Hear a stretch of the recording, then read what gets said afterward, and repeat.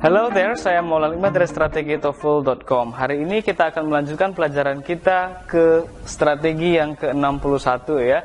Tidak terasa kita sudah masuk ke strategi yang baru, karena kita sudah tidak lagi berbicara terkait dengan structure and written expression ya, yang mana structure and written expression itu adalah tes TOEFL pada seksi yang kedua. Sementara sekarang kita sudah masuk pada sesi yang ketiga atau sesi yang paling terakhir dari tes TOEFL paper based test, itu adalah reading. Oke. Sebelum kita masuk kepada strategi ini, saya ingin menjelaskan kepada Anda dulu terkait dengan karakteristik soal TOEFL yang ada di reading ini ya.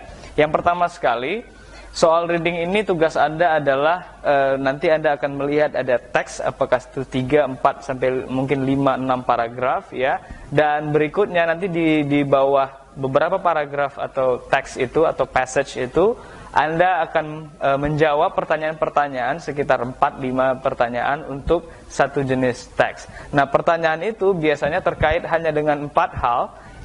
Yang pertama adalah pertanyaan terkait dengan main idea questions ya, pertanyaan-pertanyaan yang terkait dengan ide pokok dari sebuah teks. Jadi ini mungkin Anda sudah belajar dulu ketika belajar bahasa Indonesia ya.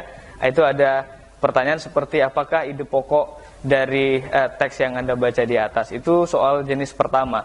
Jenis kedua dari pertanyaan terkait dengan reading ini adalah pertanyaan tentang detail, tentang teks yang sudah Anda baca atau yang Anda lihat di atasnya. Misalnya begini, nanti akan ada pertanyaan seperti pada baris ketiga di teks di atas itu disebutkan begini. Nah, menurut Anda apakah statement-statement di bawah ini, which is itu adalah pilihan jawaban A, B, C, D, itu terkait dengan informasi yang ada di baris yang ditanya tadi. Nah, tentu Anda harus refer atau melihat pada baris-baris yang sudah disebutkan dalam soal. Itu salah satu contoh bagaimana soal TOEFL reading ya, yang kedua. Yang ketiga yang ditanya itu adalah pronoun reference atau nanti akan ditanya ada pronoun it pada baris kesekian dalam teks, itu ditanya itu reverse-nya kemana, atau it itu dia pronoun itu menggantikan noun yang mana dalam kalimat yang ditanya. Itu jenis pertanyaan yang ketiga. Dan yang keempat adalah jenis pertanyaan terkait dengan vocabulary. Vocabulary ini juga terkait tentunya yang ditanya adalah terkait pada passage atau teks yang ada di dalam soal ya. Misalnya dikatakan kosakata A pada baris kesekian dalam teks di atas itu kira-kira artinya bisa digantikan dengan kata apa dalam pilihan jawaban A, B, C, dan D. Itu sekitar seputar reading, tes reading. Jadi ada 4 pertanyaan, dan dari 4 pertanyaan itu ada 2 jenis pertanyaan yang mendominasi pertanyaan-pertanyaan pada soal tes TOEFL. Apa itu? Yang pertama adalah detail, yang kedua adalah vocabulary. Jadi salah satu trik bagaimana Anda bisa memaksimalkan skor Anda pada bagian reading, ketika tes TOEFL adalah dengan mengerjakan pada bagian-bagian vocab dan detail terlebih dahulu. Kenapa? Karena soal-soal yang dengan 2 jenis itulah yang paling banyak di reading ya. Artinya jika Anda memiliki jawaban yang benar di 2 jenis pertanyaan tadi, artinya Anda sudah memenangkan skor Anda untuk bagian reading. Itu yang pertama. Yang kedua, Anda jauh lebih bisa menghemat waktu Anda karena pekerjaan Anda fokus ya. Jadi Anda sudah tahu bahwa reading ini dia pertanyaannya ada 50 pertanyaan, tapi tetap saja jenis pertanyaannya hanya 4. Kalau tidak main idea, yang ditanya adalah pronoun reference, kalau enggak dia vocabulary, kalau tidak dia detail. Jadi Anda kerjakan dulu yang paling banyak dan otomatis Anda akan menghemat banyak sekali waktu Anda. Sudah paham ya? Untuk lebih jelas terkait dengan pengantar tentang TOEFL reading ini, silahkan Anda bisa baca ebook saya di TOEFL Survivors. Sekarang kita sudah masuk ke strategi langsung ya. Kita coba belajar langsung. Strategi yang pertama dari reading atau dari total 120 video ini adalah strategi yang ke-61 ya. Tapi di reading dia adalah skill atau strategi yang pertama. Itu kita akan belajar bagaimana questions about the ideas of the passage. Jadi pertanyaan-pertanyaan terkait dengan idea, atau isi secara keseluruhan dalam teks. Judul kecilnya atau pembahasan kita secara khusus adalah Answer Main Idea Questions Correctly. Bagaimana kita cara menjawab soal, jika pertanyaannya adalah terkait dengan main idea.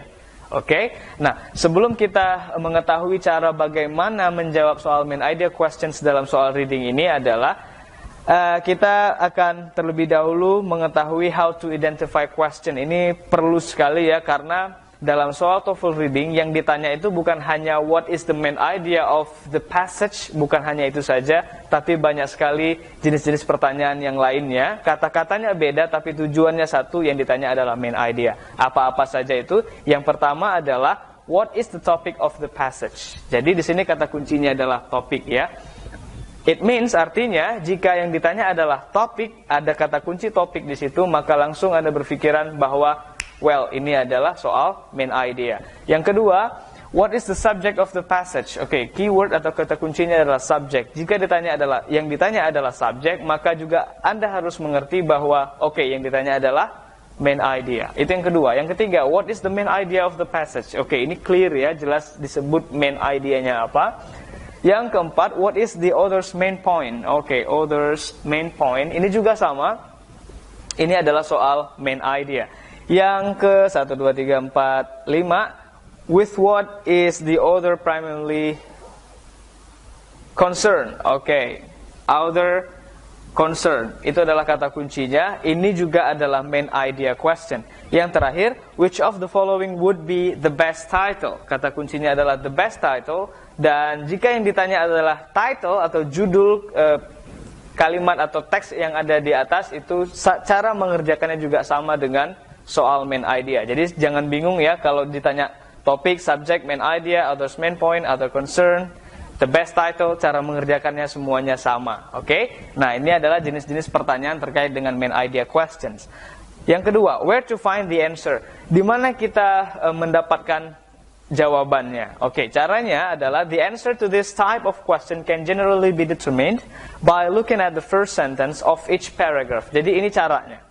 Jika dalam kalimat itu terdiri katakanlah dari 3 paragraf, Anda tidak perlu membaca keseluruhan teks untuk bisa mengetahui atau untuk bisa menjawab soal main idea ini. Apa yang harus Anda jawab adalah first line of each paragraph. Setiap baris pertama dari tiap paragraf. Nanti kita akan praktekkan ya. Nah, jadi kata kuncinya adalah Anda hanya membaca first sentence atau kalimat pertama dari setiap paragraf.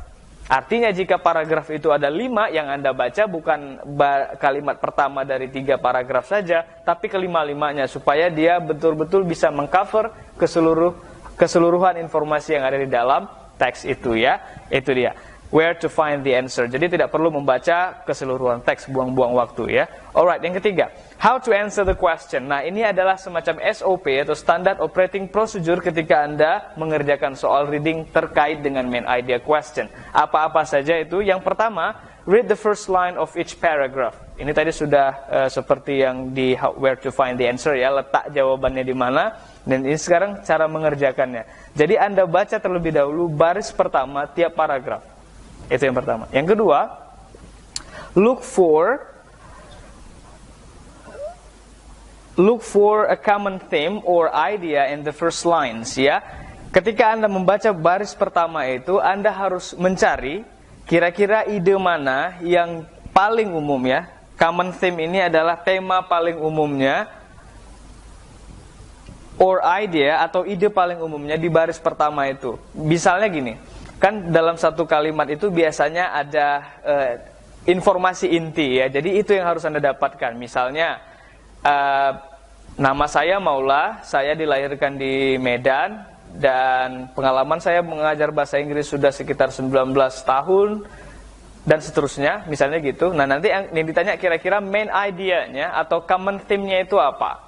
Well, itu adalah biografi tentang saya. Itu kira-kira ya, itu adalah ide umumnya. Ide umum ini maksudnya, ini perlu saya juga jelaskan bahwa dikatakan suatu ide itu atau tema itu umum jika dia bisa mengcover keseluruhan informasi yang ada di dalam kalimat atau baris pertama yang Anda baca. Nanti kita praktekkan seperti apa. Yang ketiga, pass your eyes quickly over the rest of the passage. Oke, ketika Anda tadi kan sudah membaca baris pertama tiap paragraf, yang kedua Anda sudah menemukan common theme atau tema umumnya. Yang ketiga, untuk memastikan bahwa jawaban yang sudah Anda simpan dalam kepala Anda itu benar, Anda coba pass your eyes quickly. Ini artinya skimming ya, seperti scanning. Jadi Anda baca cepat ke bawah untuk memastikan bahwa ide-ide yang ada di dalam kalimat selanjutnya dalam paragraf itu mensupport atau menambah informasi, menguatkan informasi terkait dengan common idea yang sudah kita simpan tadi.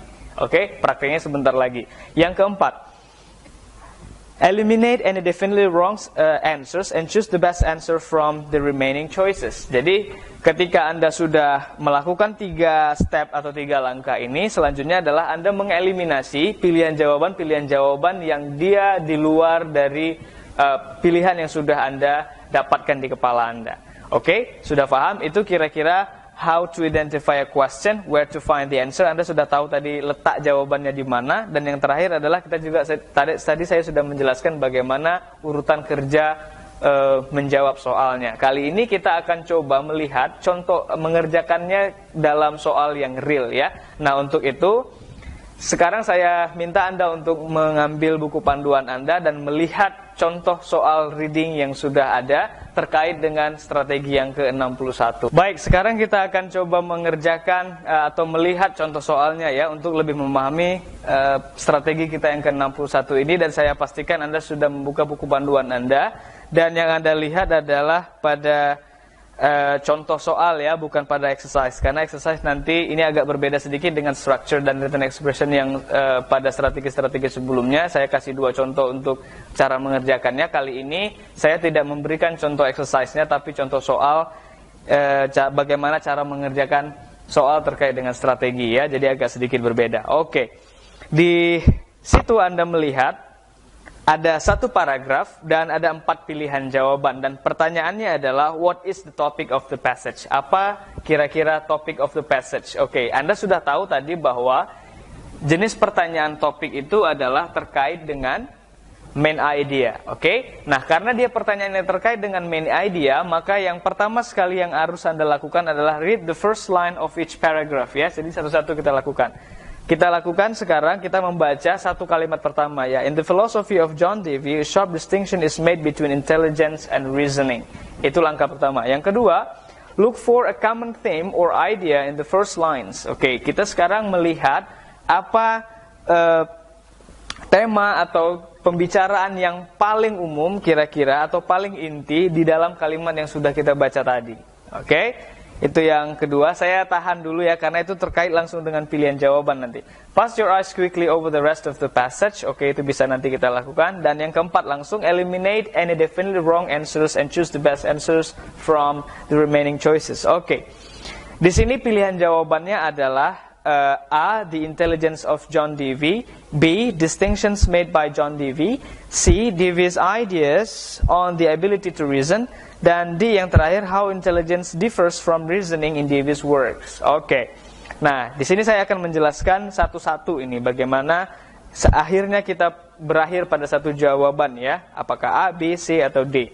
Yang pertama, di sini dikatakan bahwa a common theme tadi ya, atau main idea itu dia dikatakan main idea jika dia mengcover keseluruhan ide dari 1 kalimat lengkap tadi. Nah, jika kita misalnya menjawab pilihan A, the intelligence of John Dewey, maka dia hanya mengcover salah satu informasi atau ide saja dalam kalimat yang sudah saya baca tadi ya. Misalnya, in the philosophy of John Dewey, sharp distinction is made between intelligence and reasoning. Jadi intinya di situ ada 2, tidak hanya intelligence saja, tapi ada yang lain ya. So the answer A itu tidak benar.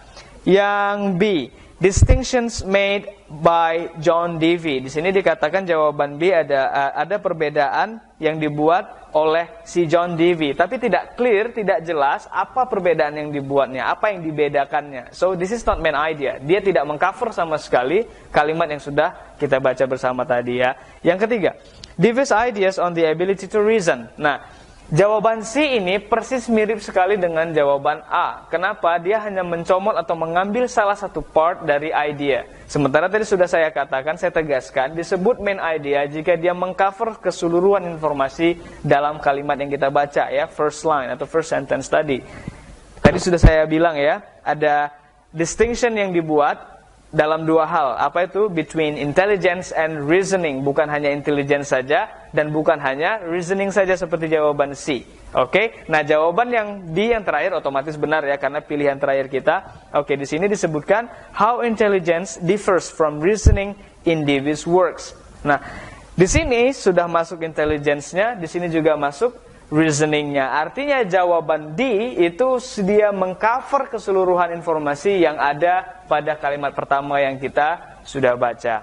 Oke? Saya kira Anda sudah memahami terkait bagaimana cara mengerjakan main idea. Sekarang giliran Anda mengerjakan exercise atau latihan yang ada di buku panduan Anda. Dan seperti biasa, jika Anda memiliki pertanyaan terkait dengan strategi yang ke-61 ini tentang reading, ya, main idea questions, Anda bisa tanya saya di Facebook group sekarang juga. Oke. Yes, thank you for watching. See you next time. Bye.